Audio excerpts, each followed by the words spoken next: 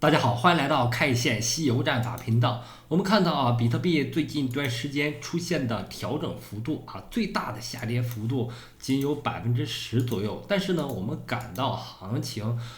特别是一些主流币甚至是次主流币不断下跌，甚至我们看到EOS 这种曾经的主流币种已经正在接近它的前低附近。行情这样的走势因何发生呢？我认为和最近最火爆的 BRC20 代币有关系。我们看到最近一段时间最火爆的币种 PEP 在上线 Binance 平台之后出现了不断的下跌，目前呢最大下跌幅度已经超过50%。我们看它的 K 线是怎样构成的呢？我们以火币网为例在日线级别上我们看到两根阴线了，目前是走出了悟空阴线和八戒阴线。那在4小时级别上我们可以看到一组完整的4小时级别下跌细游，分别由悟空阴线组、八戒阴线组、沙僧阴线组和当前行情当中的唐僧阴线组构成。那么对于 PEP 来说，目前在4小时级别上已经做出4小时级别下跌细游，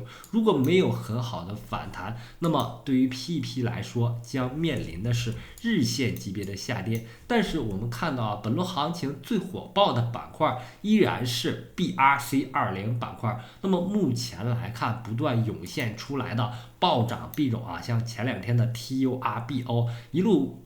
火光带闪电的飞驰上涨之后，也出现了一轮下跌动作，然后今天又出现了 ORDI 在上线这个 Gate 之后也是一路上涨，然后被行情也重新带了下来。我们看到上涨幅度接近1倍之后快速下跌，那么很多币种呢都出现了类似的这种急速上拉之后快速下跌，所以呢很多散户在行情当中根本就无法找到热点。这种原因出现的现象是什么呢？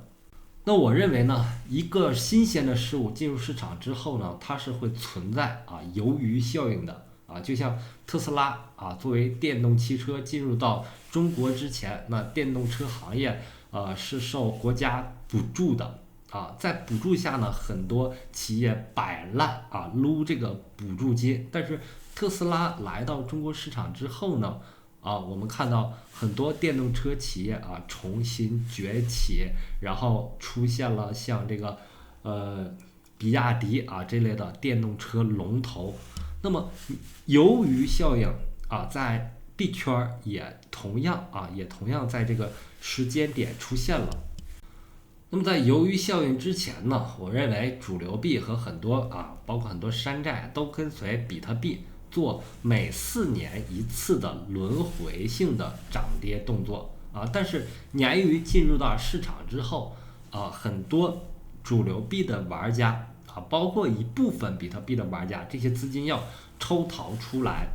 去追击像 PEP 这种鲶鱼币种，但在追击的过程当中往往会被PEP 的超级主力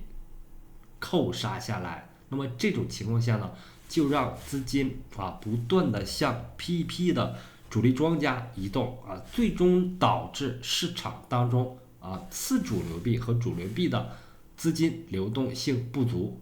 那么我们也看到了以太坊基金会做出了一个重要决定释放了一部分以太坊的筹码。那这个诱因间接带动了整个市场偏向于空头行情。我们在以太坊的市场当中也可以看到悟空阴线走出来了之后走八戒阴线组，目前始终以太坊处在一个八戒阴线组的势力范围。那么根据我们 K 线西游战法日线级别下跌西游，下方就可能走出沙僧阴线和唐僧阴线，最终呢回到箱体中间的这个位置。这个位置呢是日线级别144均线和169均线构成了一个支撑位，大概点位呢是在$1600。那么回到刚才的那个话题就是整体来说，这轮行情完全是由资金从主流币像 PEP 这种 BRC20 热点板块币当中移动造成的一个短期的下跌那么行情当中也有受到这种态势PRC20 爆发之后它有一些币种出现了一个稳定上涨，那么就包括抹茶的平台币 M 叉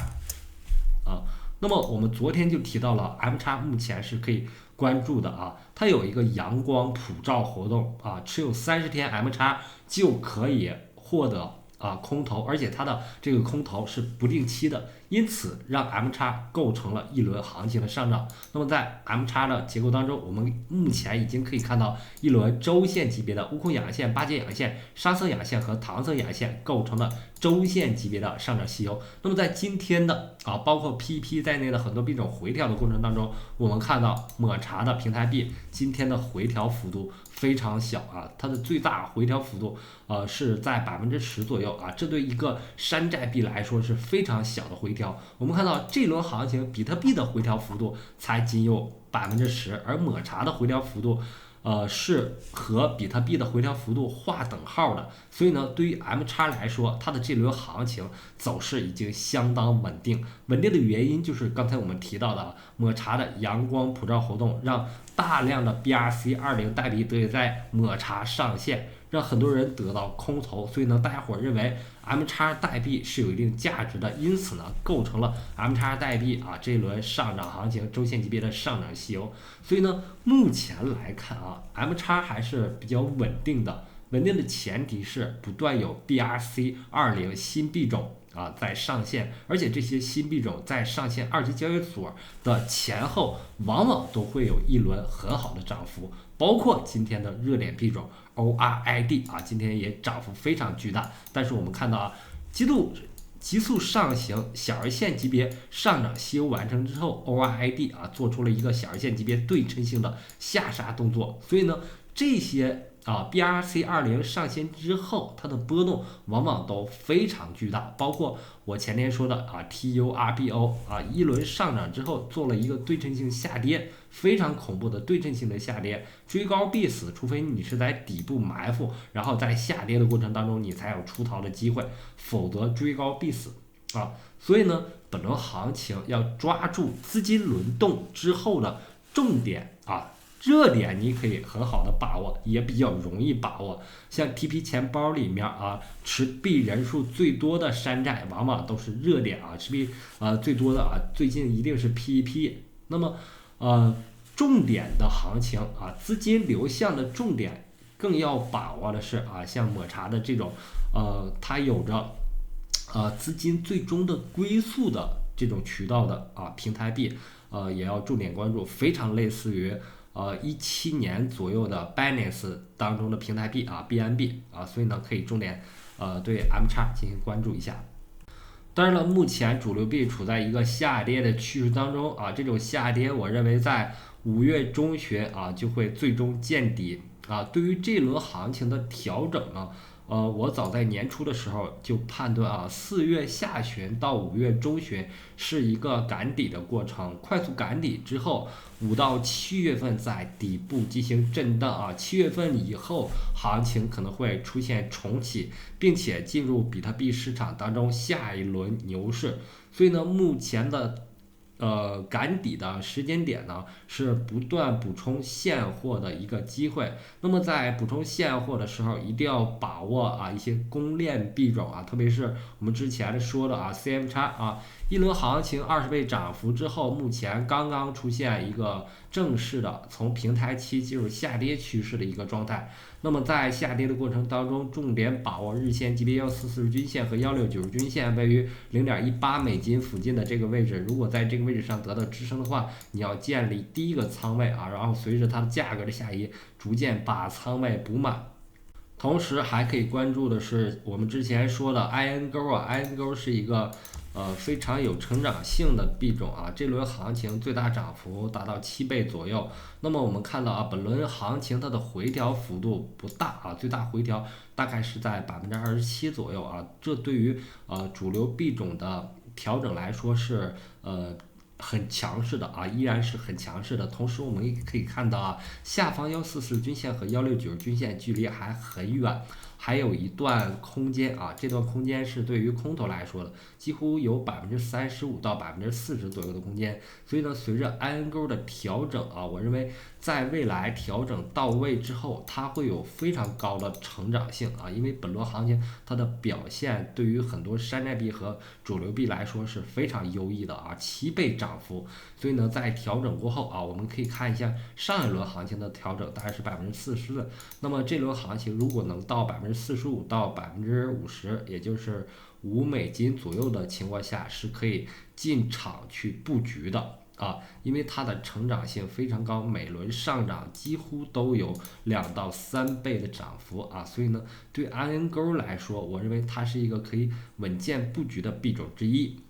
还有一个被人遗忘的币种啊，叫 UNI。那前2天我有一个朋友啊，听说 UNI 举行了一个亚太地区的一个活动，空头活动只要对这个地址进行交互啊。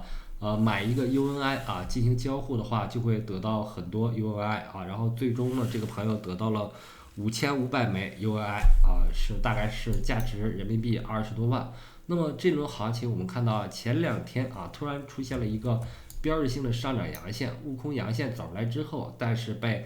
比特币和以太坊的下跌啊带了下来啊，所以呢，悟空阳线被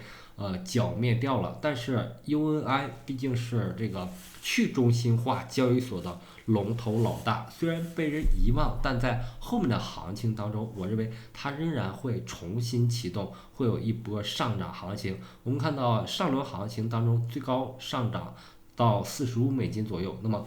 本轮行情目前已经非常接